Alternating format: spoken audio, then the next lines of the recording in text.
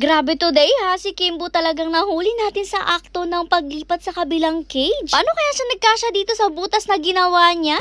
Nagtaka nga kami kung bakit nagkakagulong pack members, yun pala ganito ang nangyari. Pagpasok namin nga itong si Kinblue nandito na sa cage ni Hercules. Kaya naman pala talaga iyak ng iyak at tahol ng tahol itong si Hercules kasi tinatawag nga tayo at nagsusumbong sa atin. Paano ba naman kasi ayos na ayos nga ang pamamahinga niya tapos bigla na nga lang siyang ginambala dito ni Kinblue. At kung nagtataka kayo kung paano siya nakalipat, eto nga po't binutas niya po itong pangharang sa kanilang dalawang cage. Ay nako, hindi na talaga bago to sa amin kasi ilang beses na nga itong ginawa nitong si Kinblue, napakalikot at napakakiriray talaga. Kahit nga Sasha ilipat na cage, ganito ang ginagawa niya basta naboboard siya. Utay-utay talaga niyang sisirahan yung harang tapos gagawa siya ng butas para nga makalusot sa kabilang cage. Pero alam niyo ba, delikado rin talaga itong mga ganito. Unang-una, syempre delikado nga po dahil nga patusok itong sinira ni Kinblue. Baka nga po matusok siya habang lumilipat siya. Pangalawa, hindi sila pwede magkasama ang male at female, lalo na nga po ngayon na in-heat itong si Kinblue. Kasi alam niyo naman po talagang tumigil nga muna tayo pag-breed or pagkakaroon ng puppies. At pangatlo, ang pinaka bawal sa lahat, hindi po sila pwedeng magkaroon ng anak ni Hercules. Kasi nga hindi nyo po natatanong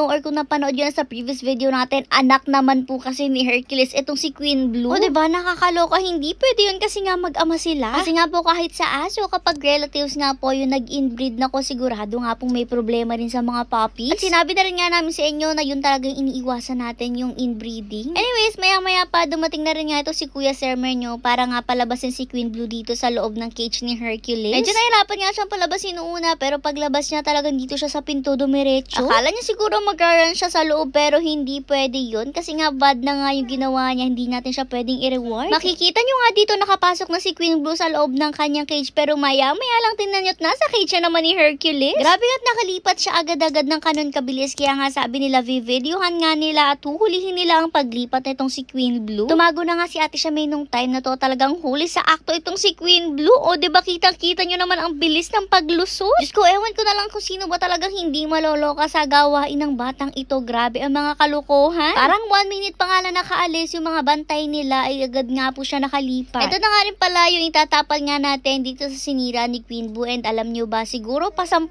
tapal na ito. At yung sinira niya po ngayon, ganito rin nga po siya na pantapal. Kaya naman talagang feel ko hindi na mag-work to kasi maya-maya sisirain niya uli. Ito nga tinanggal ng Kuya Sermer nyo, ito na nga siya yung sinira niyang pantapal rin. O diba, napakatindi talaga ng ngipin at mga kalokohan itong si Kimbo. Matindi na nga rin yung tinali dito para nga ma-make sure na hindi niya masira, pero wag kayong mag-alala, safe naman niya na tinago yung mga matutusok-tusok na dulo. Chill na chill lang naman itong si Mishka at si Kimbo habang inaayos nga itong loob ng kanilang cage. Sabi ko nga siguro takanta-taka rin si Mishka sa mga pinagagagawa ng anak niya at nagtataka din siguro siya kung saan ba nagmana to ng kalokohan. Kasi si Mishka naman napakalikot at napakulit nga niya nung bata pa siya, pero naman nung lumaki na siya nawala na nga po yung kakulitan niya. Habang nangyayari naman lahat ng ito, tingnan nyo at napaka-behave ng ating pack members kasi pahinga time talaga nila for today. Si Kimbo lang po talaga yung all of a sudden ay gumawa ng kalokohan, siguro nga dahil talaga na board siya at gusto niya maglaro. Tapos mostly hindi nakikipaglaro sa kanyang mama Mishka kasi sino ba nang makikipaglaro sa ganun kaliko? Anyways, ito na nga, natapala na nga siya ng ganitong fence para nga hindi na makalusot. Tapos ito mga sinira nga ni Kimbo na mga stainless na haba-haba. Inayos nga po nila yan para nga hindi siya nakakatusok kasi syempre alam nyo naman delikado nga po yan. Nasa part pa naman yan ng cage ni Hercules na si Hercules naman minsan talagang kapag nag-hyper di niya alam kung anong mga natatamaan niya. Naku, delikado pag nakatusok sa mata nila. Naririnig ko na nga yung mga sasabihin niya sa comments na dapat kasi pinagagawa na to, pinahihinang na uli. Pero alam nyo ba, gusto din nga talaga namin yun, kaso ang problema kung ipapahinang natin ito ay saan naman natin ilalagay ang pack members natin, diba? Kasi kung hihinangin nga ito, kailangan wala sila dito sa area na ito dahil maamoy nga nila yung panghinang mismo. Tapos magiging matagal rin nga yung paghinang dahil marami rin nga nasirang ganito. Saan naman magsistay ang pack members natin? Lahat sila ng ganun katagal. Kaya alam nyo naman itong pack members natin, napapalabas nga lang natin dito sa office area tuwing hapon dahil nga wala ng init. At kung lalabas nga sila, maximum of 1 hour lang kasi kahit sila nga mismo ay init